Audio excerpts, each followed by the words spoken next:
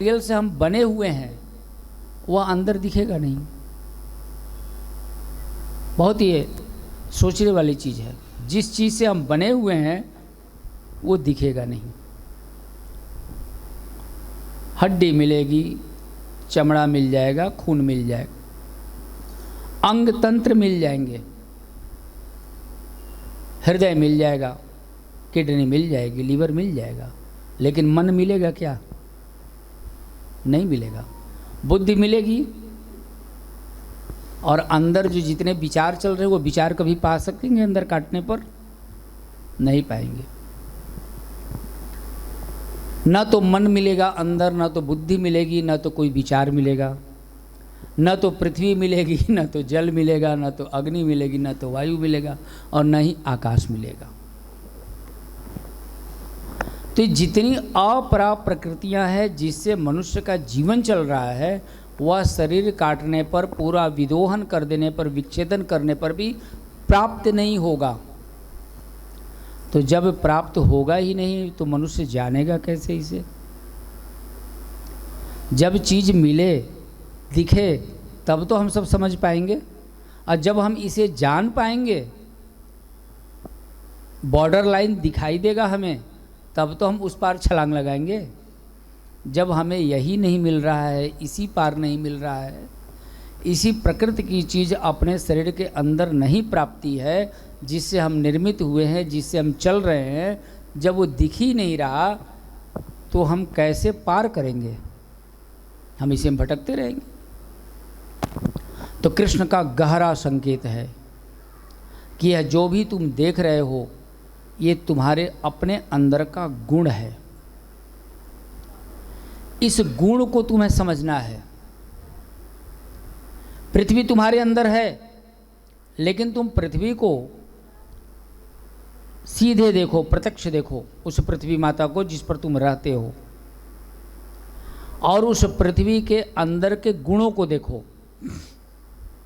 उस पृथ्वी के गुण क्या हैं? कितनी सहनशील है वो, कितनी सहनशील है, कितना उसके अंदर वात्सल्यता है, ममत्व है, प्रेम है, यह उसका गुण है। पृथ्वी के सीने में तुम डायनामाइट लगा के ब्लास्ट कर देते हो, पृथ्वी फट जाती है। तुम गगनचुंबी इमारत बनाते हो, हाई राइज बिल्डिंग बनाते हो, उसकी जड़ें खोदते कहाँ हो? पृथ्वी में खोदते हो। तुम लोहे के फावड़े लेकर के, लोहे का हल लेकर के पृथ्वी का छाती चीर डालते हो। पृथ्वी कभी बोलती है? कभी आह ऊह आउच आज तक किया पृथ्वी ने? कुछ नहीं किया। यह क्या है? पृथ्वी की सहन शक्ति है, पृथ्वी की सहनशीलता है। और जो तुम इसमें छींट देते हो वो कभी चुराती है? बल्कि अनंत गुना करके, कई गुना करके तुम्हें वापस कर देती है। यह क्या है? यह धरती माता का गुण है। तो भगवान कहते हैं कि तुम अपने अंदर इस गुण को ढूंढो, तुम्हारे अंदर यह गुण है कि नहीं। कहीं तुमने अपने अंदर के पृथ्वी को खो तो नहीं दिया है? कहीं तुम्हारे अंदर की सहनशीलता, सहन शक्ति समाप्त तो नहीं हो गई है? तुम्हारे अंदर कितनी सहनशीलता है? असीम सहनशीलता होनी चाहिए, ममत्व होना चाहिए, प्रेम होना चाहिए, वात्सल्यता होनी चाहिए कि जो तुम माँ को देते हो, माँ तुमसे कुछ लेती नहीं बल्कि कई गुना अधिक वापस कर देती है। जय माँ। प्रेम से बोलिए जय माँ। जय माँ। वापस कर देती है। यह क्या है? गुण है पृथ्वी का। तुम इस गुण को पहले समझ लो, और तुम्हारे अंदर यह पृथ्वी का गुण कूट कूट करके भरे रहना चाहिए।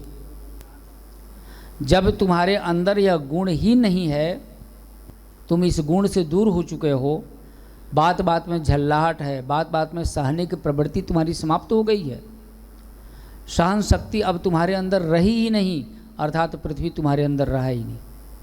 जब पृथ्वी रही ही नहीं तो तुम पार कैसे कर पाओगे उसको, जो तुम्हारे अंदर है ही नहीं। उसके गुण तुम्हारे अंदर होने चाहिए। तो पृथ्वी की तरह सहनशील बनो, पृथ्वी की तरह क्षमतावान बनो और पृथ्वी की तरह वात्सल्य बनो। पृथ्वी की तरह तुम्हारे अंदर प्रेम रहे और वह प्रेम सब जगह प्रकट भी रहे, अप्रकट न रहे। इस पृथ्वी के गुण को देखो। इसी धरती पर कहीं धान डाल दिया गया है, कहीं मसूर डाल दिया गया है, कहीं मशरूम डाल दिया गया है, तो कहीं नारियल डाल दिया गया है। कहीं रबी फसल, कहीं खरीफ फसल, कहीं दलहन, कहीं तिलहन। यह पृथ्वी कभी किसी को इनकार करती है? जो जहां डाला परमात्मा ने वहीं वो उपज दे रही है। वहां का जीवन यापन उसी पर चल रहा है।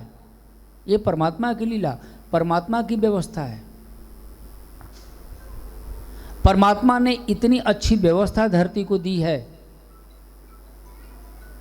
हर ऋतुओं का, हर मौसम में समता, शास्त्रों में समता, जीवन में समता, समरसता का भाव दिया है। सब जगह परमात्मा ने इतनी अच्छी व्यवस्था दी है, हर ऋतु का आनंद ले सकते हैं आप। ऋतु आपने नहीं बनाया, हम सब ने ऋतुओं का निर्माण नहीं किया है। जाड़े का आनंद, शीत का आनंद, गर्मी का आनंद, बरसात का आनंद, ग्रीष्म का आनंद, पतझड़ का आनंद, बसंत का आनंद, यह सब के सब भारत भूमि में ही केवल मिलता है, विश्व के अन्य देशों में नहीं है। ये भारत माता की। आप चले जाएं विदेश में, एक ही टाइप का मौसम मिलेगा आपको। और अगर गर्मी का समय आया भी तो एक अजीब स्थिति वहाँ पैदा हो जाएगी। हमारे यहाँ की गर्मी का आनंद जो है वो वहाँ नहीं मिलेगा। और भी नहीं, इतने ही समता भगवान ने नहीं बनाया अपने धरती पर, बल्कि यहाँ ऐसी स्थिति बना दी कि जाड़े में भी गर्मी का आनंद ले लो, गर्मी में भी ठंड का आनंद ले लो। गर्मी लग रही है, बद्रीनाथ चले जाओ, शिमला चले जाओ, केदारनाथ चले जाओ, जम्मू कश्मीर चले जाओ, वहाँ ठंड का आनंद मिल जाएगा। गर्मी के दिनों में ठंड बहुत पड़ रही है, दक्षिण भारत की यात्रा कर लो, मद्रास चले जाओ, केरला चले जाओ, वहाँ गर्मी लगने लगेगी। उसी ऋतु में अलग अलग आनंद। उसी धरती पर आपने धान उपजा दिया, आपने सोयाबीन लगा दिया, उसी धरती पर वहाँ नारियल उपजा दिया गया। धरती कभी विरोध नहीं करती, वहाँ धान क्यों, हमारे पास नारियल क्यों, या वहाँ नारियल क्यों, हमारे पास धान क्यों। धरती ने कभी विरोध नहीं किया। ऐसे ही जीवन में समस्त पृथ्वी पर अनेक अनेक प्रकार के अनाजों की तरह, अन्न की तरह भिन्न भिन्न मत और बुद्धि वाले लोग हैं। इनसे कभी विरोध मत करना। पूरी धरती पर अनेक प्रकार के मोटे, तगड़े, लंबे, दुबले, पतले, विकलांग, विकलांग, दिव्यांग, गोरे, काले, हर प्रकार के लोग मिलेंगे। जैसे धरती विरोध नहीं करती, हर अनाज को जन्म देती है और कई गुना अधिक देती है, उनके प्रति कई गुना प्रेम न्यौछावर करती है, उसी प्रकार से भिन्न प्रकार के मनुष्यों के संग तुम भी अपना प्रेम लुटाना, कभी किसी का विरोध मत करना। यह धरती का गुण है, पृथ्वी का गुण है। और यह अगर तुम्हारे अंदर से समाप्त हो गया है, वसुधैव कुटुंबकम शास्त्रों ने कहा कि पुकारा। अगर यह गुण तुम्हारे अंदर नहीं रह गया तो तुम जब एक गुण को नहीं अपने अंदर धारण कर सकते हो, बात करते हो परमात्मा को पा जाएंगे। अभी तो एक ही गुण नहीं है पृथ्वी का, हर किसी से तो घृणा से भरे हुए हो, अड़ोसी से, पड़ोसी से, सब जगह से नाराजगी, सब जगह से नफरत, सब जगह से ईर्ष्या, सब जगह से क्रोध, सबसे भरा हुआ है जीवन। पहले पृथ्वी की तरह वात्सल्यता, प्रेम से भरो, अपने अंदर प्रेम भरो। तुम्हारे अंदर सब कुछ है, प्रेम नहीं है, विश्वास नहीं, भरोसा नहीं। सावन माह चल रहा है, शिव जी को खूब जल चढ़ा रहे हो, दूध चढ़ा रहे हो, बिल्व पत्र चढ़ा रहे हो, दुनिया भर का जितना भांग धतूरा मदार का फूल सब शिव जी को अर्पण करते जा रहे हो, लेकिन शिव तुम्हारे अंदर भी हैं कि नहीं ये कभी जाना? कभी इस पर चिंतन किया? किसी ज्ञानियों से पूछो कि तुम्हारे अंदर शिव हैं कि नहीं। और शिव जीवन के हैं क्या? राम कृष्ण जीवन के हैं क्या? हनुमान और गणेश जीवन में हैं क्या? जिनका प्रतीक बना करके मूर्तियों में हम रात दिन पूजा कर रहे हैं, यह प्रतीक के रूप में है या हमारे अपने अंदर क्या है? या कभी अपने अंदर ढूंढने की चेष्टा करो। तुम्हारे अंदर के विश्वास को ही शिव कहते हैं, तुम्हारे अंदर के श्रद्धा को ही पार्वती कहते हैं, तुम्हारे अंदर के आनंद को ही, प्रेम को ही कृष्ण कहते हैं, तुम्हारे अंदर के मर्यादा और संस्कार को ही राम कहते हैं, तुम्हारे अपने अंदर की बुद्धि को ही गणेश कहते हैं, तुम्हारे अपने अंदर के विवेक को ही गुरु कहते हैं, तुम्हारे अपने अंदर के ज्ञान को ही सरस्वती कहते हैं। तुम सबकी पूजा कर रहे हो, अपने अंदर झांक के क्यों नहीं देखते? इनमें से सब कुछ है क्या तुम्हारे अंदर? तो पता चला कि विश्वास ही नहीं है किसी के ऊपर और शिव की पूजा करे पड़े हो। तो शिव की पूजा तुम कितना भी करते रहो, जब तुम्हारे अपने अंदर अशिव की स्थिति है तो शिव क्या फलदायी हो जाएंगे? तो अपने अंदर शिव को धारण करना अर्थात पहले विश्वास को जन्म दो, विश्वास को पुष्टित करो, पौष्टिक करो, आप विश्वास से भर जाओ। वह विश्वास इतना भर जाए कि वो भरोसा का रूप धारण कर ले, तो समझ लो कि साक्षात कैलाशनाथ, साक्षात महादेव तुम्हारे अंदर प्रकट हैं। जय श्री कृष्ण। वह गुण होना चाहिए, धरती का प्रेम, धरती की वात्सल्यता। तो जिस प्रकार से तुम जानोगे, अब धरती आप लोग खोज सकते हैं अपने अंदर की है कि नहीं। हमारे अंदर पृथ्वी, हम पृथ्वी से बने हैं, लेकिन पृथ्वी है कि नहीं, आप अपने अंदर इन गुणों की चर्चा से आप ढूंढ सकते हैं कि आप पृथ्वी से भरे हुए हैं कि नहीं। अगर भरे हुए हैं अति उत्तम, उसको और निखारें, और अगर नहीं भरे हुए हैं तो भरने की चेष्टा करें। तब परमात्मा को जान पाएंगे, तब कृष्ण से मिल पाएंगे, तब राम को समझ पाएंगे। दूसरा तत्व क्या है? भूमि के बाद भगवान कहते हैं भूमिरापन लो वायु खम्मन्नो बुद्धिरेव च अहंकार इति यम में भिन्न प्रकृतिष्ठधा। कहते हैं कि भूमि के बाद जल, अग्नि, वायु और आकाश। जल जो जीवंत होता है, जो सबको जीवन देता है।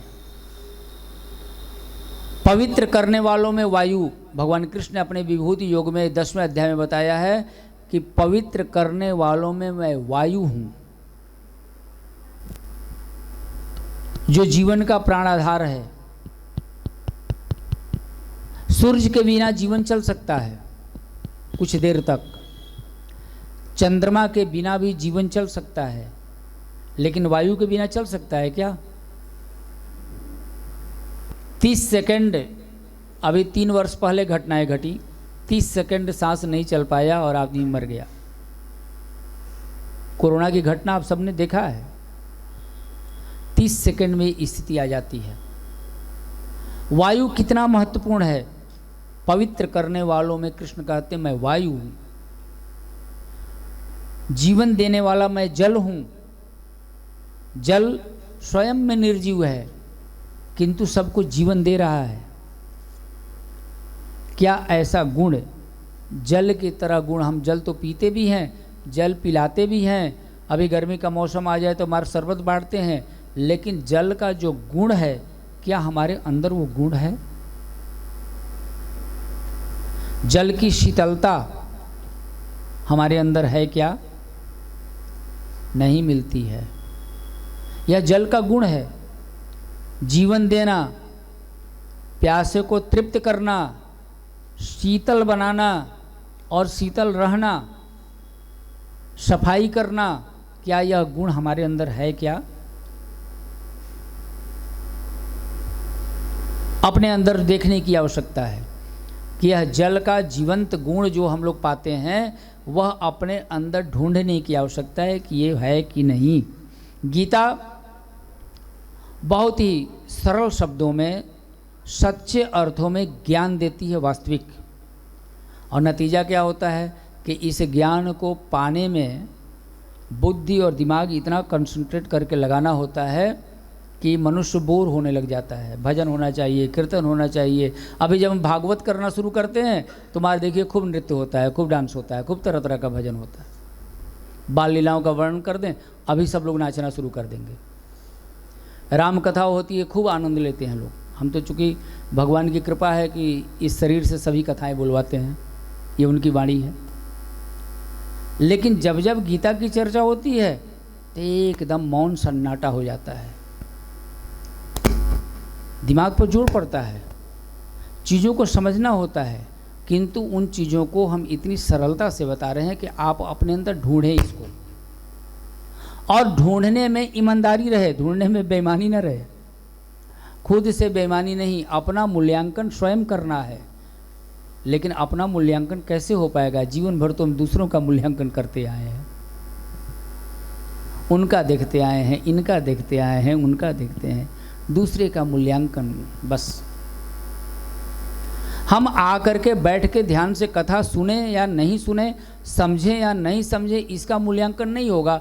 लेकिन कथा सुनने जिनके यहाँ गए थे, पूर्णिमा और अश्विनी जी ने व्यवस्था ठीक की थी कि नहीं, इसका मूल्यांकन होगा। साउंड सिस्टम सही था कि नहीं, आचार्य जी सही थे कि नहीं, इसका मूल्यांकन हो जाएगा। और उसमें कुछ प्रशंसा के शब्द निकलेंगे, कुछ निंदा के शब्द निकलेंगे। उनको ये करना चाहिए था ऐसा, लेकिन नहीं किया। ये मूल्यांकन करने की जो बीमारी है, हमेशा दूसरों का मूल्यांकन, ये हमारे ही जीवन को दुख में पहुंचाता है। कृष्ण कहते हैं कि जब हम प्रशंसा से भरे रहेंगे तब तो हम किसी की प्रशंसा कर पाएंगे, और जब किसी की निंदा से ही हम भरे हुए हैं तो हमेशा दूसरे की निंदा ही करते रहेंगे। अर्थात जिसकी निंदा कर रहे हैं वह अपने अंदर झांक के देखो, तुम निंदा से भरे हुए हो, और निंदा से भरे हुए लोगों को परमात्मा दर्शन नहीं होता। जब तुम प्रशंसा से भरोगे, दूसरों की प्रशंसा करना सीखोगे, तब परमात्मा दर्शन की तरफ बढ़ोगे आगे। निंदा से भर करके नहीं, लेकिन हमेशा निंदा, शिकवा, शिकायत में लगा हुआ है जीवन, या जीवन दुखी करता है।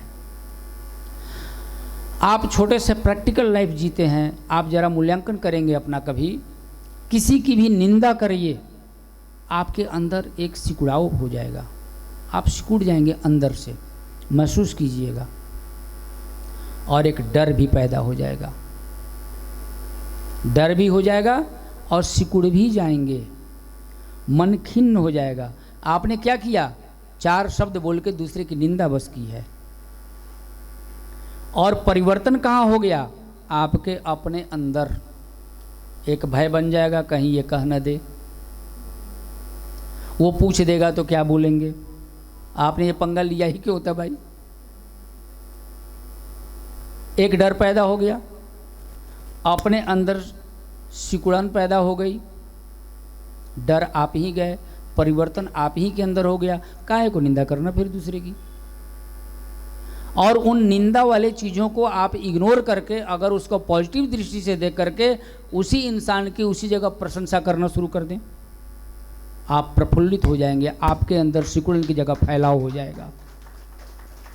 जहाँ जैसी आवश्यकता पड़े वहाँ तुम अपने आप को ढाल लो। जल की तरह आकार प्रकार में तुम ठोस मत रहो, वायु की तरह तुम अपने रूप स्वरूप में परिवर्तन करते रहो।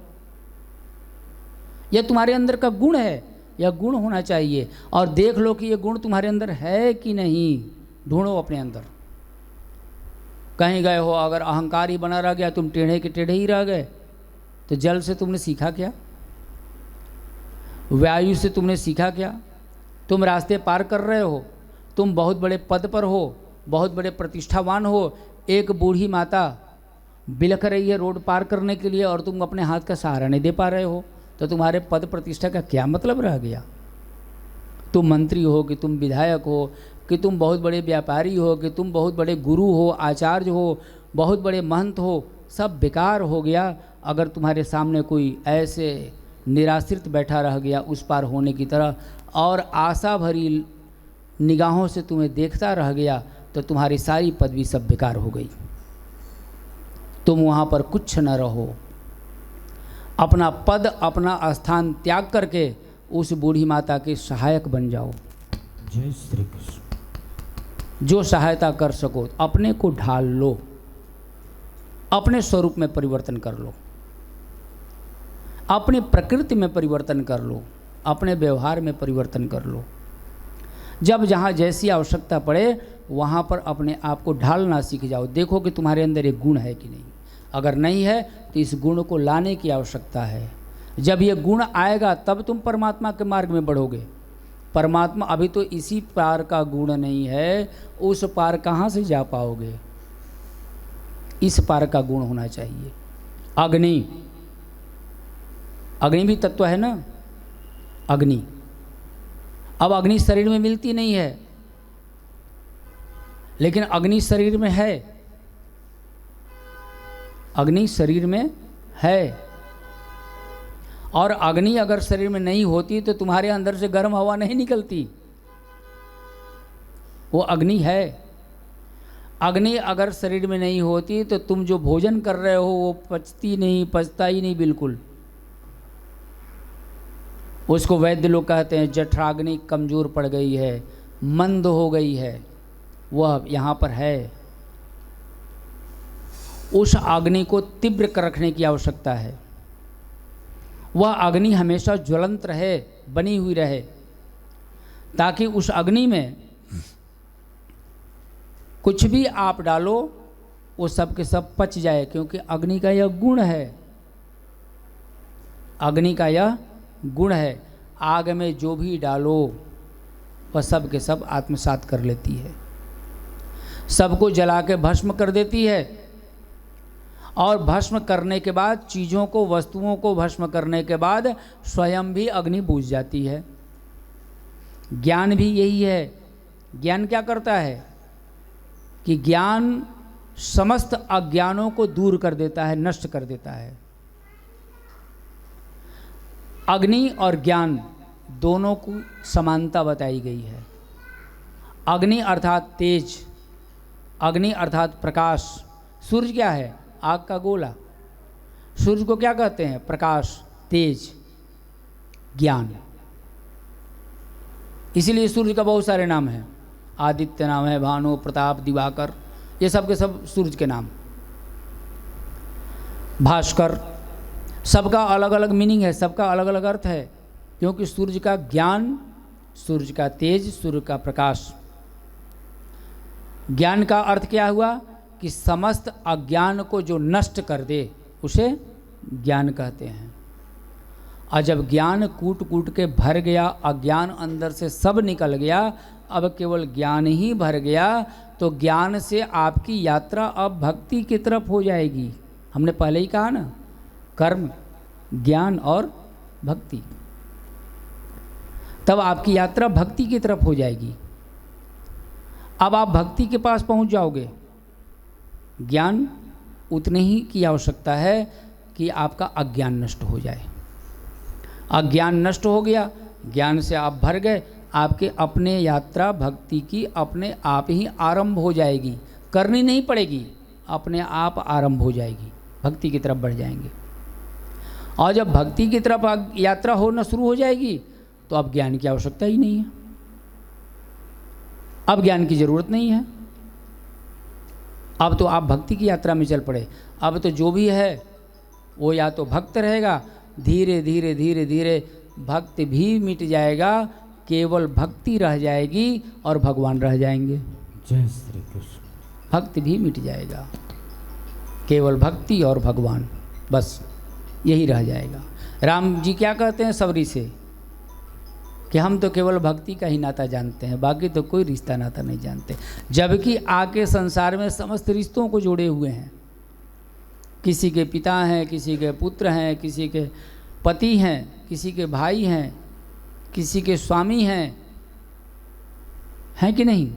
राम जी ने आकर के संसार में सबसे नाता जोड़ा और सबरी के पास जाके कहते हैं कि हम तो मानो भक्ति कर नाता, हम तो केवल भक्ति का ही नाता जानते हैं। तो भगवान केवल भक्ति को ही जानते हैं, भक्त को भी नहीं जानते। भक्त भी अगर बना रह गया तो भगवान से नहीं मिल पाएगा। भक्त भी लुप्त हो जाता है, भक्त भी मिट जाता है, केवल उसकी भक्ति दिखाई देती है जो भगवान को प्राप्त होती है। और जब तक भक्त दिखाई देता रहेगा तब तक अहंकार हावी रहेगा। भक्त का मिटना अर्थात अहंकार का मिट जाना। शरीर का मृत्यु से मतलब नहीं है। तो कृष्ण कहते हैं कि जिस प्रकार से ज्ञान समस्त प्रकार के अज्ञान को नष्ट करके खुद भी उसकी आवश्यकता नहीं रह जाती, भक्ति में प्रवेश करा देता है, उसी प्रकार से अग्नि भी समस्त वस्तुओं को नष्ट करके स्वयं खुद भी बुझ जाती है। अग्नि में जब तक डालते रहो तब तक वो जलती रहेगी, जिस समय डालना बंद कर दो बुझ जाएगी कि नहीं बुझ जाएगी आग। आज ना बुझे 2 4 5 दिन 10 दिन बाद तो बुझेगी ही, बुझ ही जाएगी। उससे सीखने की आवश्यकता है कि ज्ञान आपका तभी तक रहे जब आपके समस्त अज्ञान नष्ट हो जाए, फिर उसे ज्ञान की भी आवश्यकता नहीं है। अब आप भक्ति के मार्ग पर निकल गए। और यह ज्ञान कब लेने की आवश्यकता है? ज्ञान की आवश्यकता कब है? 50 वर्षों में, 60 वर्षों में, 70 वर्षों में नहीं। हनुमान जी की शिक्षा है बाल समय रवि भक्ष लियो। कब? कौन सी अवस्था में? बाल समय में। बाल समय का मतलब क्या हुआ? बचपन में, बाल्यावस्था में ज्ञान की आवश्यकता है। इसीलिए हनुमान जी ने अपनी लीलाओं में बाल काल में सूर्य को निगल लिया, अर्थात बाल काल में ही ज्ञान को धारण कर लिया। बाल काल में सूर्य को अंदर निगलना, यह लीला दिखाई गई। और इस लीला का सार्थक अर्थ क्या है? कि लीला का सार्थक अर्थ है कि बाल्यावस्था में ही ज्ञानी की शरण में रह करके ज्ञान को धारण करना। जब जीवन गलत मार्ग पर चल पड़े, जब जीवन अज्ञान में नष्ट होने लग जाए, जब जीवन दुखों से भर जाए, तब ज्ञान धारण करना बड़ा कठिन काम हो जाता है। इसलिए संस्कार बच्चों को देने की आवश्यकता है कि बाल्यावस्था में ही सही संगति में रहे, सही संस्कार में रहे, ज्ञान इसको मिलने लगे। और जब ज्ञान जैसे जैसे मिलता जाएगा वैसे वैसे अज्ञान नष्ट होगा, तब जाके भगवत प्राप्ति होगी। हनुमान जी ने क्या किया है? बाल्यकाल में ज्ञान धारण किया, सूर्य को निगलना, और फिर उनको जब बड़े होते हैं तो भगवान की प्राप्ति होती है। यही होती है ना जी। बाल्यावस्था में भगवत प्राप्ति नहीं होती, बाल्यावस्था में ज्ञान लेना है। बड़े होने पर भगवान का दर्शन होता है, भक्ति प्रस्फुटित होती है, भगवान की प्राप्ति होती है। और जब भगवान की प्राप्ति हो जाती है तो जीवन में शांति आती है, तब सीता माता का दर्शन होता है। सीता क्या है? जीवन की शांति है।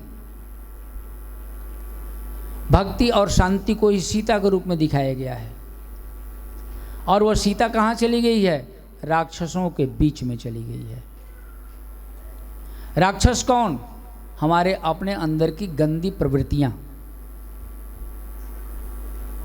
कौन कौन गंदी प्रवृत्तियां? क्रोध, मोह, लोभ, वासना, ईर्ष्या, आडंबर, पाखंड, घमंड, अहंकार, ये सब के सब गंदी प्रवृत्तियां। रावण ही मोह है, कुंभकर्ण ही अहंकार है, मेघनाथ ही वासना है। ऐसे लोगों के मध्य में शांति चली गई, सीता चली गई। तो अपने अंदर की, हमारे पास तो बहुत सारे लोग आते रहते हैं जो कहते हैं महाराज जी भगवान की कृपा, आपके आशीर्वाद से सब कुछ है, बस शांति नहीं है, शांति नहीं है। तो जब ऐसे बातें लोग पूछते हैं तो अब वो गोल गोल जवाब ही सुनेंगे। तो हम कहते हैं कि अच्छा ठीक है, मिट्टी चेक करवा लीजिएगा, ठीक है नक्षत्र वगैरह दिखवा लीजिएगा, ठीक है ये करवा दीजिएगा, वो करवा दीजिएगा। क्या हो गया कि जीवन की शांति चली गई? बहू से नहीं पड़ती, जब से आई है तब से अब समझिए कि हमारी पत्नी से तो ऐसे चल रहा है, वैसे चल रहा है, बेटा उसी की बात मानता है, ऐसे हो गई। ससुराल वाले दिन भर रात भर फ़ोन पे लगे रहते हैं, बहू को जीने नहीं देते ढंग से, घर में व्यवहार सही नहीं कर, लड़की के संग ये समस्या हो गई, जीवन की शांति चली गई। वहाँ आदमी क्या करेगा? चूँकि जो व्यक्ति पूछने आया है वो एक ज्योतिषी से पूछने आया है उपाय, वो गुरु से पूछने नहीं आया है। गुरु कह जरूर रहा है, शब्दों का प्रयोग कर रहा है, लेकिन पूछ रहा है उपाय ज्योतिषी से। ज्योतिषाचार्य क्या करेंगे? राहु देखेंगे, शनि देखेंगे, केतु देखेंगे, मंगल बुध देखेंगे, वास्तुकार क्या देखेंगे, घर की बनावट देखेंगे, वास्तु में क्या दोष है ये देखेंगे, जमीन की शुद्धि अशुद्धि देखेंगे, कोई ना कोई देवता और कोई ना कोई मंत्र पूजा के बारे में बताएंगे, अनुष्ठान बता देंगे। उससे जीवन में शांति आ जाएगी क्या? नहीं आ जाएगी।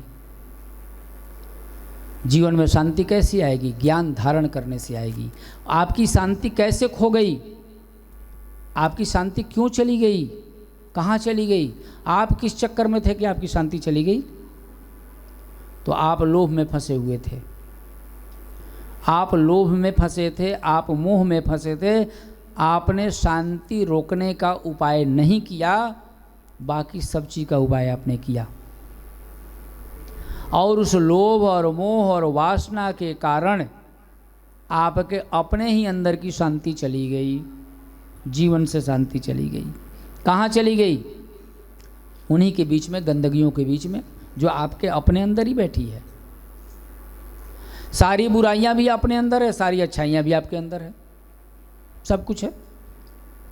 बस आपको जीवन जीना किसके माध्यम से ये तय करना स्वयं को है। आप बुराइयों की संगति में हैं। अर्जुन को यही तो कष्ट हो रहा था, हम इन लोगों को कैसे मारें? क्यों भाई, ये तो हमारे अपने हैं। और कृष्ण कहते हैं अरे ये सब गंदे चीज़ों को अपने अंदर धारण किए हो, गंदगी है ये, इसको सफाई करो भाई, इसकी सफाई ज़रूरत है। गंदगी आपके अंदर है, घर में है, आपको नहीं दिख रही है, गंदगी पड़ी हुई है, लेकिन कोई व्यक्ति दिखा दे कि ये गंदगी पड़ी हुई है तुम्हारे कोने में, आप साफ़ करोगे कि नहीं करोगे? अब कहो कि ये तो हमारे घर की गंदगी, हम कैसे साफ़ करेंगे, इससे तो हमको प्रेम हो गया है, तो बने रहो गंदे। तो अर्जुन यही कह रहा है बार बार, ये सब के सब हमारे अपने हैं, कैसे मारें? और भगवान कृष्ण कह रहे हैं कि इनको व्यक्ति के रूप में मत देखो, इमोशनल अत्याचार से मत ग्रसित हो, ये सब के सब तुम्हारे अपने अंदर की गंदगियां हैं, ये सब के सब अपरा प्रकृति के इस पार की बीमारियां हैं, ये प्रवृत्तियां हैं, इनको मिटाओ, इनको साफ करो, अंदर से गंदगी समाप्त करो, तब तो मैं दिखूंगा, तब तुम केवल मुझे ही देखोगे। बस मैं ही तप रहा हूं सूर्य की तरह, मैं ही प्रकाशित हूं सूर्य की तरह, मैं ही बह रहा हूं गंगा की तरह, सब कुछ तो मैं कर रहा हूं। तुम कब से अपने आप को मारने वाला बन गए? तुम्हारे अंदर ये मोह और ये अहंकार ने घर ले लिया। ये मोह और अहंकार को दूर करो पागल, तू डिप्रेशन में है, तू परेशान है। और अर्जुन का तर्क अलग था, ये हमारे भीष्म पितामह हैं, दद्दू हैं, इनकी गोद में हम खेले हैं, ये हमारा दुर्योधन भाई है, हम लोग बाल्यकाल में साथ में जन्म लिए, साथ में पढ़े लिखे, सब एक जगह गुरु से शिक्षा लिए, और ये हमारे गुरुजी हैं जिन्होंने हमको ज्ञान दिया, शिक्षा, शस्त्र चलना सिखाया और शस्त्र चलाना सिखाया। ऐसे गुरु को मैं वार करूंगा, ऐसे गुरु पर मैं प्रहार करूं? ये हमारे कुलगुरु हैं, खानदानी गुरु हैं कृपाचार्य जी, और ऐसे गुरु को मैं मार डालूं? ऐसे गुरु को मार देने से इनके रक्त से संचित, इनके रक्त से रंजित जो हमें साम्राज्य मिलेगा वह सब के सब व्यर्थ हो चला जाएगा। किसी काम का नहीं। गुरु की हत्या करके हम ये साम्राज्य पाएंगे, और गुरु को मार करके जब हम ये गद्दी पर बैठेंगे, ऐसे रक्त रंजित गद्दी से, तो हमारी संतानें वर्ण संकर हो जाएंगी, सब दुगली हो जाएंगी, सब विकलांग हो जाएंगी, सब फालतू की संतान हमारी हो जाएगी, हमारा तो खानदान ही चौपट हो जाएगा, बर्बाद हो जाएगा। आप ऐसे लोगों को कह रहे हो मारने के लिए? हाँ, कृष्ण मुस्कुरा रहे हैं। कृष्ण कहते हैं अच्छा इतना ज़्यादा ज्ञानी है तू? कृष्ण कहते हैं इतना अधिक ज्ञान है तुमको? मुझे तो पता ही है तू इतना बड़ा ज्ञानी है। तो ये बता कि जब इतना ज़्यादा ज्ञानी ही है तो ये शोक किस लिए? ज्ञानियों को तो शोक नहीं होता। ये मोह किस लिए? ज्ञानियों को तो मोह नहीं होता।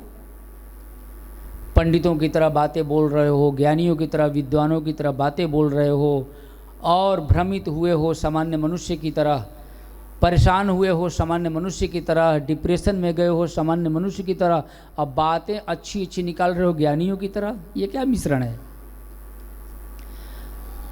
और जो ज्ञान का भंडार है, जहाँ से ज्ञान का प्रस्फुटन है, जो ज्ञान का ही स्रोत है, जो अंततः ज्ञान में समाहित है, जो ज्ञान जिसके अंदर समाहित है, उसी को ज्ञान दे रहे हो। अच्छा ये बताओ कि तुमने आज तक जीवन में सब कुछ सही किया? कहे हाँ बिल्कुल, जिसने जो कहा किया, बड़ों ने जो कहा वही हमने मान लिया, बड़ों ने जो जो कहा वो हमने किया, गुरुजी ने जो कहा वो किया, और ये हमारे भाइयों ने जो कहा वो किया, जो युधिष्ठिर ने कहा, जो भीम ने कहा, जो हमारी माँ ने कहा वही हम माने, वही किए। कृष्ण ने ठोका, कहा ये बताओ एक बात और पूछेंगे? कहे क्या? कि जब सबने तुमको सही ही चलाया, तुम्हारी बुद्धि अपनी सही ही की, तो ये दुखी जीवन क्यों है तुम्हारा? इसका मूल्यांकन करो। यह महाभारत की लड़ाई किसके जीवन में है? मेरे जीवन में है कि तेरे जीवन में है? पत्नी तुम्हारी चली गई है कि मेरी चली गई है? साम्राज्य तुमने खो दिया है कि मैंने खो दिया है? बोल। अर्जुन ने कहा कि सब कुछ तो मेरे संग घटना घटी है। मेरी पत्नी का अपमान हुआ है, मेरी पत्नी का हरण हुआ है, चिरहरण। दुखी तो मैं हूं, धन तो मेरा चला गया, साम्राज्य तो मेरा चला गया, पद प्रतिष्ठा तो मेरी चली गई, पिताजी तो दे के ही गए थे सब कुछ, खो तो मैंने दिया है। भगवान कृष्ण कहते हैं कि जब तू सही ही था और तुझे सिखाने वाले सब सही ही थे, तो ये गलत रिजल्ट क्यों हो गया? इसका मूल्यांकन करो। और अगर ये गलत हो गया, रिजल्ट गलत हो गया, इसका अर्थ है कि जो भी तुमने किया वो गलतफहमी में किया। जिन अर्थों को तुमने अपने जीवन में लिया वो गलत अर्थ लिया, तुम्हें कोई सच्चा गुरु ही नहीं मिला। तुम्हारा गुरु कौन है? अर्जुन ने कहा कि ये द्रोणाचार्य जी हैं। कहे ये तो धनुष विद्या सिखाए हैं ना, भाला और गदा सिखाए हैं? कहे हाँ। कहे आध्यात्मिक गुरु कौन है? जीवन को, जीवन जीने की कला सिखाने वाला कोई गुरु है क्या तुम्हारे पास? कहे नहीं, ये तो शस्त्र विद्या के गुरु हैं।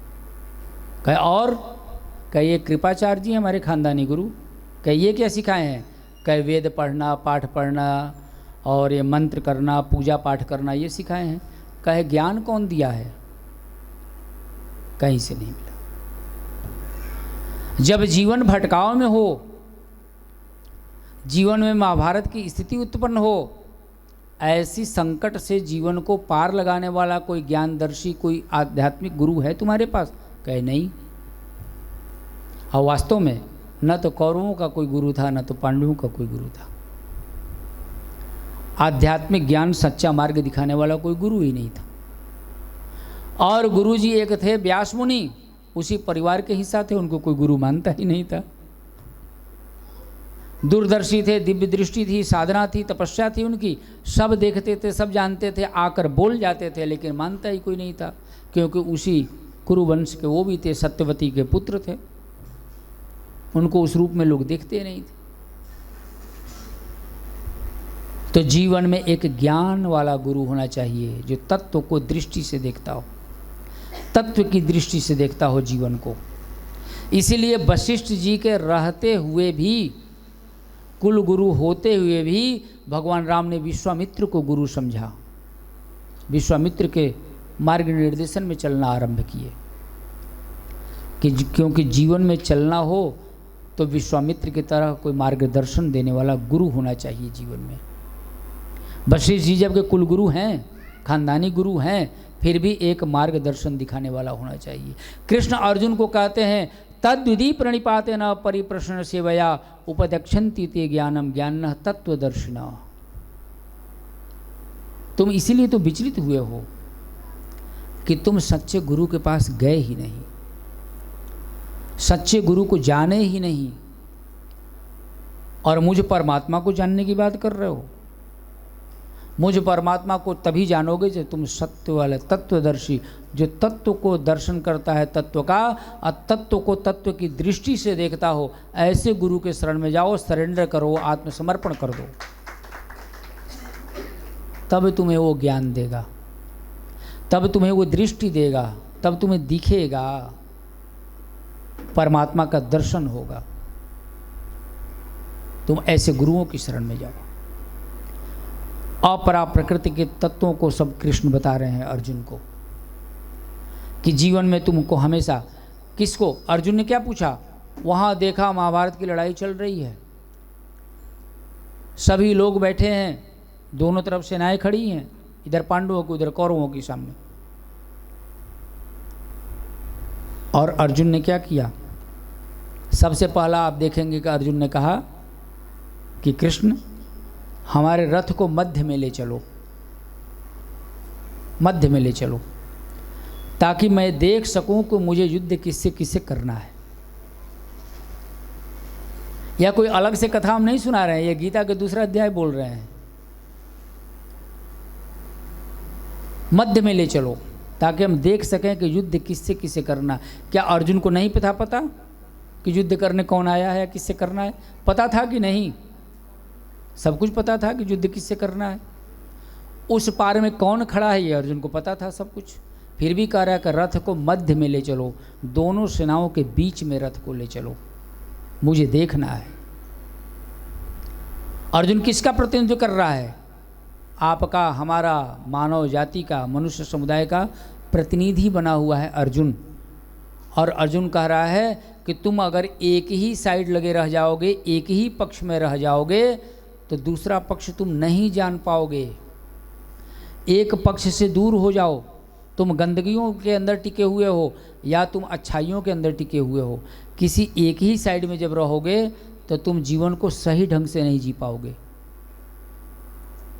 घबरा जाओगे, विचलित हो जाओगे, परेशान हो जाओगे। तो तुम दोनों के मध्य में पहले आओ, बीच में आओ, और दोनों के बीच में आकर के जीवन को देखो। क्योंकि ज्ञान तभी धारण हो सकता है जब आप अज्ञान को जानेंगे, असत्य को समझेंगे, तभी आप सत्य भी समझ सकते हैं। जब आप जीवन को ढंग से जिएंगे तभी आप मृत्यु को भी गले लगा सकते हैं। सत्य असत्य दोनों को जानने की आवश्यकता है। असत्य छोड़ो, अज्ञान छोड़ो। अरे अज्ञान क्या है? पहले अज्ञान को कोई जनाने वाला तो हो कि ये तुम्हारी गलतियां हैं, नहीं तो व्यक्ति को पता ही नहीं चलता कि वो गलत भी जी रहा है। वो जैसा भी जी रहा है अपने हिसाब से सही जी रहा है। तो अर्जुन का कहना कि पहले किसी गुरु के शरण में जाके पहले अपने आप को मध्य में तो ले आओ, पहले बीच में तो ले आओ, संतुलन में तो ले आओ, तब तो दोनों तरफ झांक कर देखोगे हमें कहाँ होना चाहिए, हम कहाँ पर थे। तो जो जीवन को मध्य में ले आए व्यक्ति, हम लोग का जीवन क्या है? एक तरफ टिका हुआ है, उसी को हम लोग जीवन जी रहे हैं। पहले कोई बीच में लाने वाला हो, कृष्ण जैसा सारथी हो, कृष्ण जैसा रथ हाँकने वाला हो। जीवन का रथ कौन हाँकता है? जिसके अंदर सद्गुण ही सद्गुण भरे रहे, उसका रथ भगवान कृष्ण ही हाँकते हैं। यही जीवन का रथ है, यह शरीर ही रथ है आपका। कृष्ण ही चला रहे हैं, राम ही चला रहे हैं, इसे तत्व ही चला रहा है, भगवान ही चला रहे हैं। बीच में ले आए। अब देख लो यहाँ से, एक तरफ कौरवों को दिखाते हैं, एक तरफ पांडवों को दिखाते हैं। ये देखो तुम, ये देखो वो, तुम यहाँ थे, वो वहाँ हैं, दोनों के बीच में तुम हो, तुम सोच लो क्या करना है। अर्जुन ने कहा कि ये भी तो हमारे अपने ही हैं। भगवान ने कहा कि नहीं, इधर सफाई है, अच्छाई है, और इधर गंदगी है, इसको साफ कर दो। जैसे इधर है वैसे इधर भी कर दो। तो जो तुम खो चुके हो तुम सब प्राप्त कर लोगे, और तुम केवल हस्तिनापुर की बात कर रहे हो। इन गंदगियों को, इन बुराइयों को जिस दिन अपने जीवन से मिटा दिया तुमने, पूरी पृथ्वी तुम्हारी है। एक हस्तिनापुर की बात नहीं, पूरी पृथ्वी तुम्हारी है। जय श्री कृष्ण। कृष्ण ये ज्ञान दे रहे हैं, और अर्जुन अपने ही ज्ञान को कृष्ण को दे रहा है, जो जीवन में जानता था। और ऐसे ही समाज के लोग मिलते हैं हमेशा, जो किए रहते हैं, जो करते हैं, उसी को सत्य समझते हैं, और सत्य समझ के ही उसी को बोलते हैं। हम तो अपना कर्म कर रहे हैं, हम तो अपना कर्म कर रहे हैं।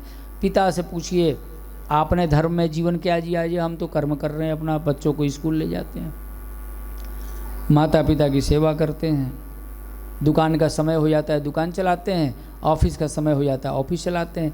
ये हमारा कर्म है, उसको कर्म कहते हैं, यही हम कर्म कर रहे हैं। और कृष्ण कहते हैं कि कर्म की गति इतनी गहन है कि ज्ञानियों को भी नहीं पता चलती। और यहाँ मूर्ख से मूर्ख व्यक्ति कहता है कि हम कर्म कर रहे हैं, अपना कर्म कर रहे हैं। कृष्ण कह रहे हैं कि ज्ञानियों को भी कर्म नहीं समझ में आता कि वास्तविक कर्म है क्या। और कृष्ण इस कर्म को कई भाग में बांटते हैं, निष्काम कर्म, सकाम कर्म, प्रतिकर्म, अकर्म, विकर्म, करणीय और अकरणीय कर्म। और कर्म को इंद्रियों से जोड़ते हैं कि तुम्हारे पास 10 इंद्रियां हैं, 5 अंदर में है ज्ञान इंद्रियां और 5 बाहर में है कर्म इंद्रियां। कर्म इंद्रियों से जो तुम संसार में कार्य कर रहे हो, काम कर रहे हो, उसका ज्ञान इंद्रियों से कोई संबंध है कि नहीं, ये देखना। जिस समय वह कार्य ज्ञान इंद्रियों से संबंधित हो जाएगा तो समझना कि वास्तव में नियत कर्म किया।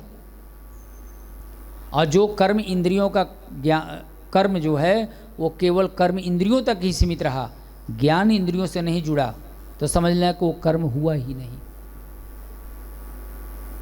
बच्चों को स्कूल ले जाना ये तो तुम्हारा दायित्व है भाई, ये तुम्हारा कर्म थोड़ी ही है। भोजन करना, शरीर है तो भोजन नहीं करोगे, भोजन करना कोई कर्म है। दुकानदारी चलाना, जीविकोपार्जन का साधन हर किसी को चाहिए, तुम जीविकोपार्जन ये तो तुम्हारी ज़रूरत है, यह कर्म थोड़ी ही है। समय पर ऑफिस जाना ये तुम्हारी ड्यूटी है भाई, ये तो करना ही करना है। माता पिता की सेवा करना, जन्म लिए हो, माता पिता बूढ़े हो गए हैं, उनको तुम्हारी ज़रूरत है, तुम सेवा करोगे कि नहीं करोगे? ये तो तुम्हारा सेवा है, यह तो तुम्हारा परम धर्म है, कर्तव्य है, इसको कर्म नहीं कह सकते। कर्म कौन होगा? जब तुम्हारा ये बाहर से जो कर्म इंद्रियां कर्म कर रही हैं वो अंदर की ज्ञान इंद्रियों से भी जुड़ी हुई रहें। अंदर और बाहर दोनों की इंद्रियां एक संग कर्म करें, एक साथ कर्म करें, तब कर्म होगा। पता चला सास की सेवा बहू खूब कर रही है, पैर दबा रही है, अंदर से गाली निकल रही, बुढ़िया सोती नहीं जल्दी। हाँ, ये प्रैक्टिकल लाइफ है, इसलिए स्पष्ट उदाहरण से समझाना पड़ता है ताकि गीता समझ में आए।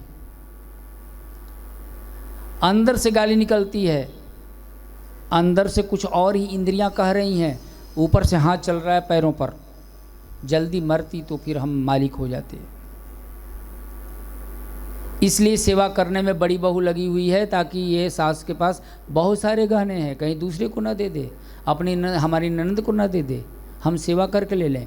हम सेवा तो कर रहे हैं लेकिन अंदर का भाव कुछ और चल रहा है। तो बाहर की कर्म इंद्रियां अलग काम कर रही हैं, सेवा करते हुए दिखाई दे रही हैं, अंदर की इंद्रियां अलग सोच रही हैं, दोनों अलग अलग दिशा में चल रही हैं, वह कर्म नहीं हुआ। लेकिन अंदर की इंद्रियां अगर कहें कि ये हमारी सासू माता नहीं है, हमारी अपनी माँ है, इनका सेवा परम धर्म है, उनसे प्रेम हो जाए और प्रेम में जब वो हाथ दबना शुरू हो जाए, पैर दबना शुरू हो जाए, कोई लोभ नहीं, कोई स्वार्थ नहीं, कोई ईर्ष्या नहीं, कोई चिढ़ नहीं, कोई जलन नहीं, ये हमारा धर्म हो जाए।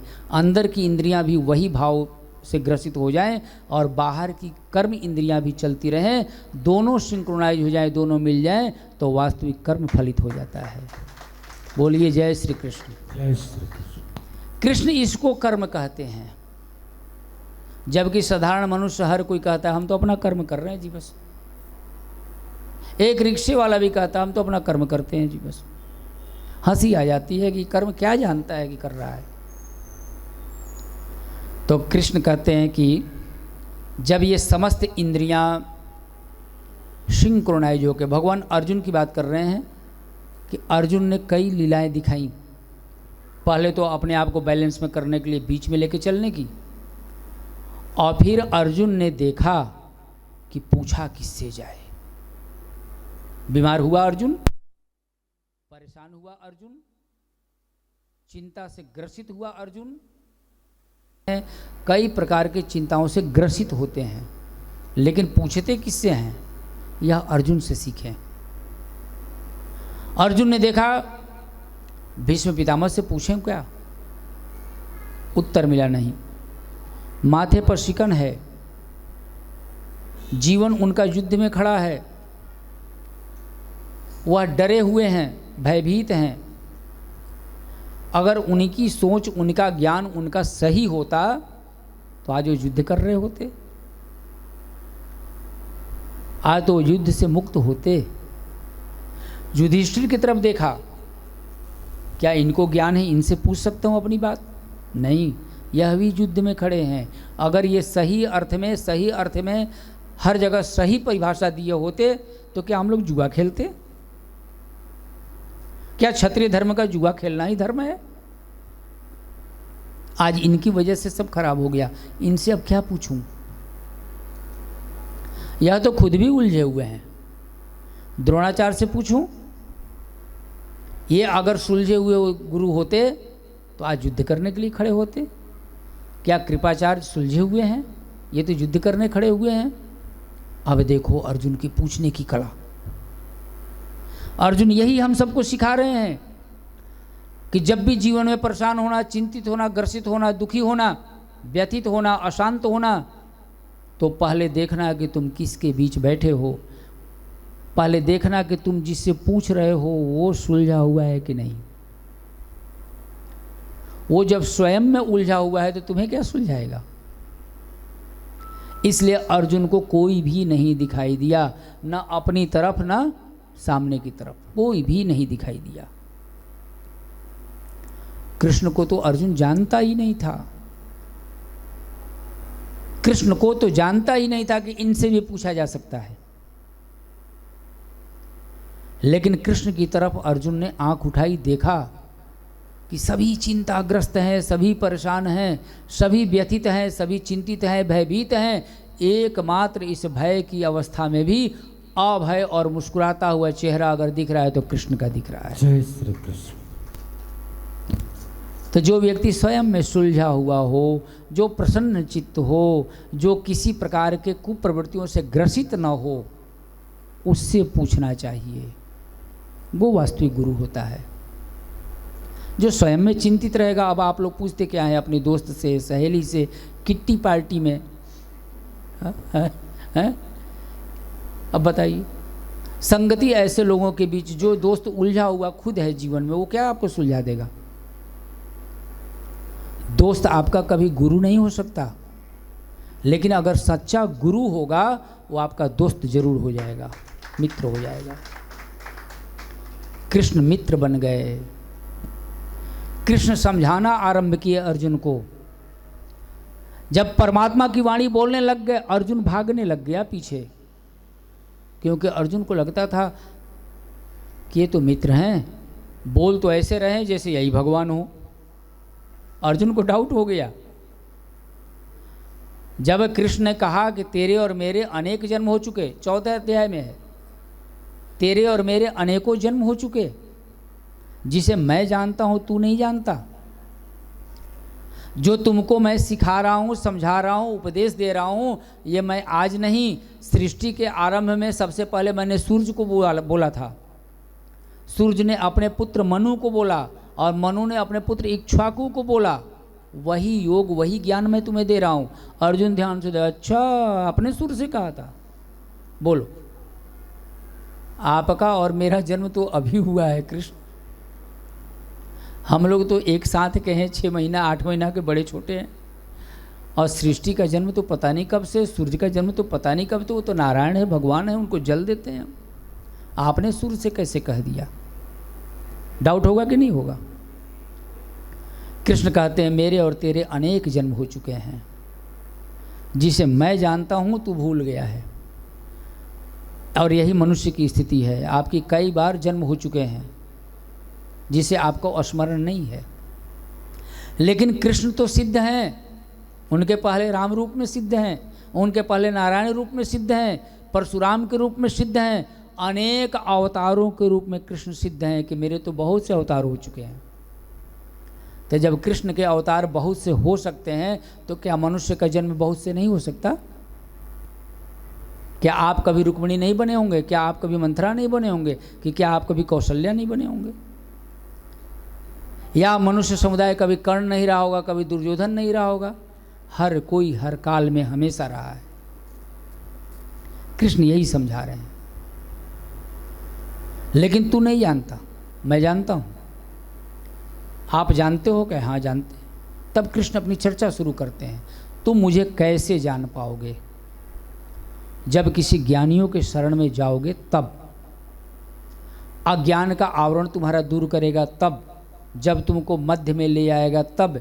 तुम्हारे अपने अंदर की बुराइयों को, गंदगियों को जब वो दिखाना आरंभ करेगा, तुम्हें जलील करने के लिए नहीं, बल्कि तुमसे साफ करवाने के लिए, उसकी सफाई करने के लिए। तुम अगर अपने अंदर गंदगी देखो तो उसे स्वीकार करो, पहले अपने को स्वीकार करो। अर्जुन ने स्वीकार किया, अर्जुन शरणागत हुआ। अर्जुन ने कहा शिष्यते हम कार्पण्य दोष पहत स्वभाव। कार्पण्य कायरता पूर्वक मेरी बुद्धि थी, मैं समझ नहीं पाया, ये मेरे स्वभाव में था, नेचर में था। मैं चीज़ों को समझ ही नहीं सका, मुझे लगा कि मैं तो सब जानता हूँ, मैं तो सब देखता हूँ। कृष्ण ने कहा कि तू अपने को पहले स्वीकार कर ले कि तू आज तक जो किया वो गलत ढंग से जीवन जिया, किसी सच्चे गुरु की संगति में नहीं रहा। जो जानता है वो गलत ढंग से जानता है, सही अर्थों में नहीं जानता। जानते तो सब हो लेकिन सच्चे अर्थों में नहीं जानते हो।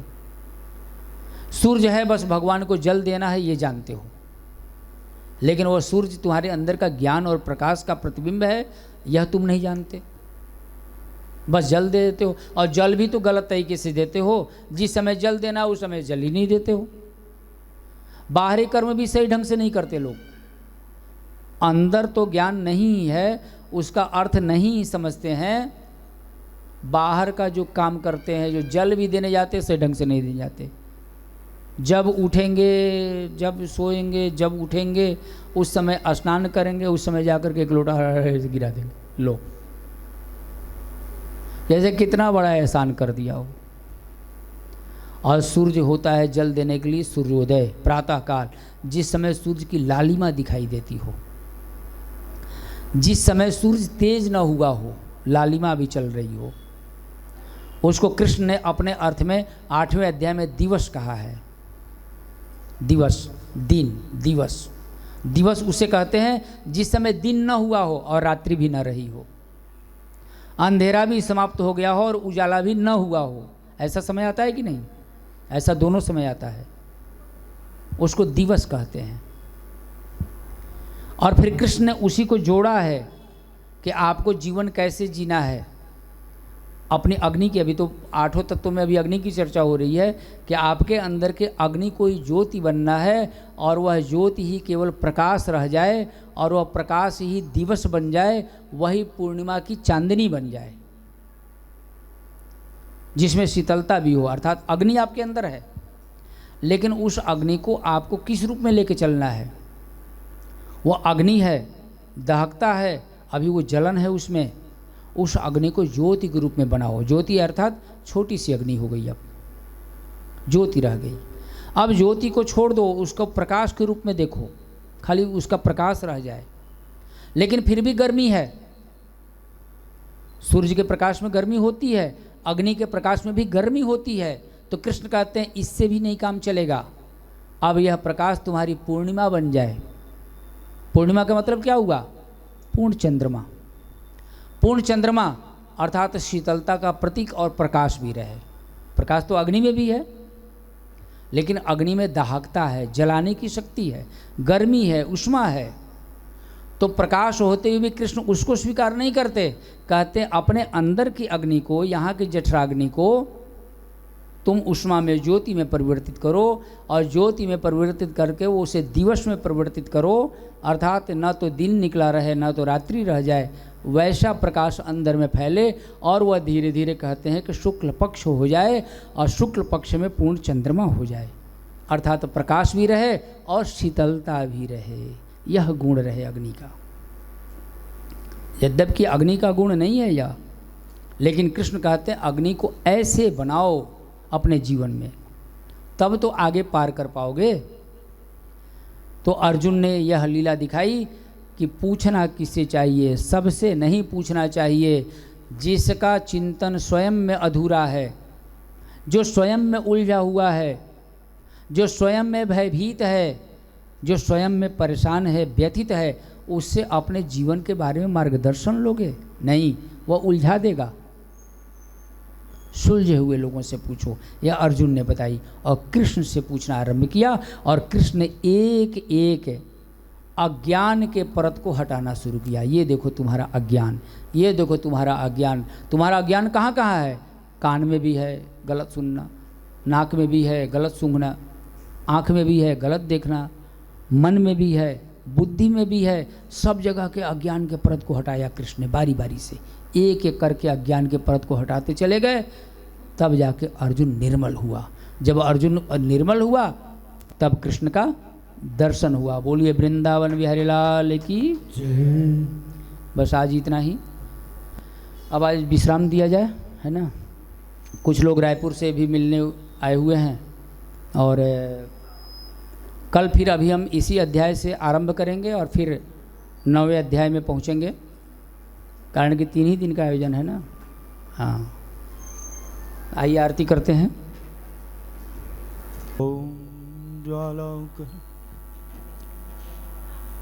ओम ज्वालाकरालमत्युग्रम शेषाश्रुसूदनं त्रिशूलं पात्नो भीतेर्भद्रकाली नमोस्तुते।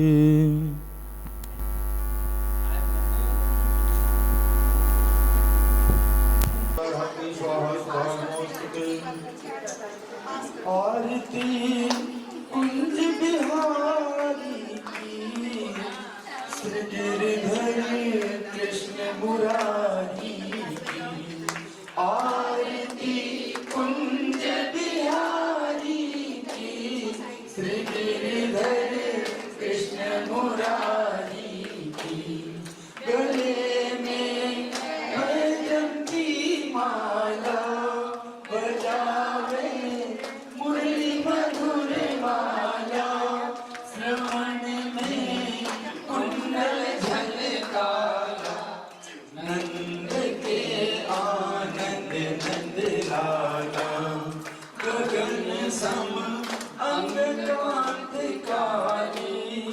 कालिका चमक रही राली, लतन में ठाण बन माली।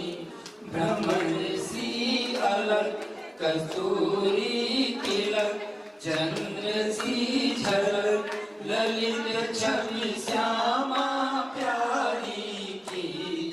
श्री गिरधर कृष्ण मुरारी की।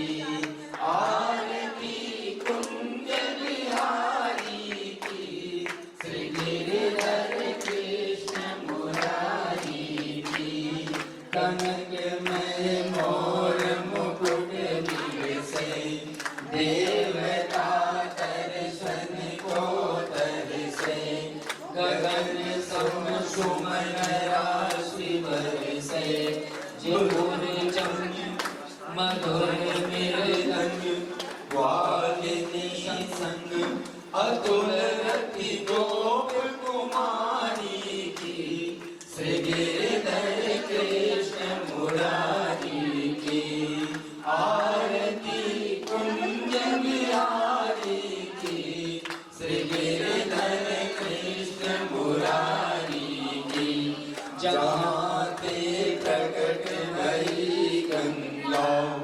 कलुष कलहारिण श्री गंगा स्मरण से होत मोह भंगा बसी शिव शीश जटा के बीच हरे अग की चरण छवि श्री बनमाली की श्री गिरधर कृष्ण मुरारी की आरती कुंज बिहारी की श्री गिरधर कृष्ण मुरारी की चमकती उज्ज्वल तट रेणु बज रही वृंदावन वेणु चहु दिश गोपी बाल धेनु हसत मृदु मंदु चांदनी चंद कटत भव फंद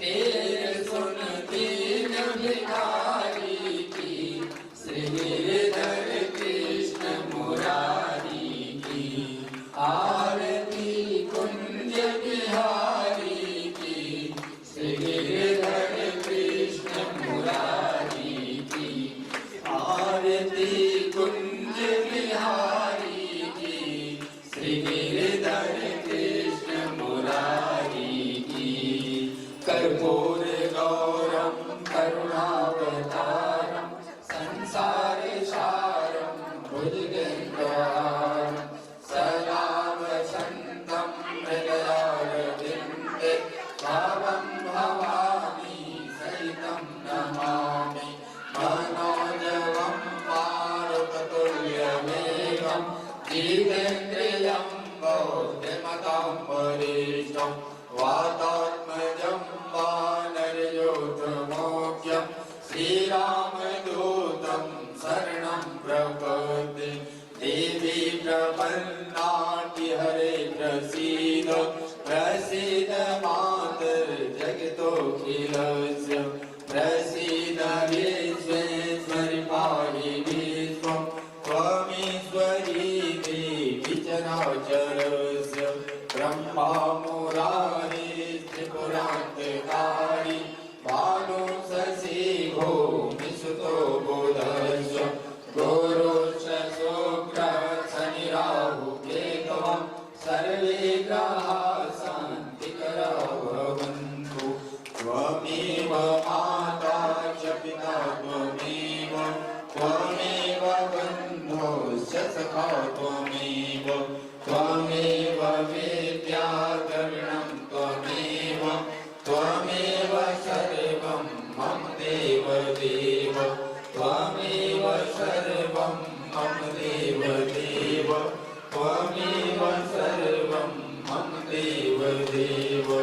कर्पूर्याञ्जनमाराटिकं समर्पयामि आवाहित पूजित प्रतिष्ठित देवी देवताभ्यो नमः जलेन शीतलीकरणं पुष्पैः देवादिवन्दनम् आरोग्यार्थैश्व आत्माभिवन्दनम् आत्मवन्दनं चक्षुवन्दनं सर्वाङ्गवन्दनम् आरार्तिकग्रहणं प्रेम से बोलिए गणपति गजानन भगवान की जय हनुमान जी महाराज की जय उमापति महादेव की जय गंगा महारानी की जय यमुना महारानी की जय सरस्वती माता की जय त्रिवेणी संगम की जय तीर्थराज प्रयाग की जय ताराचंडी देवी की जय कामाख्या माता की जय वैष्णो माता की जय श्री युगल सरकार की जय सर्वे भवन्तु सुखिनः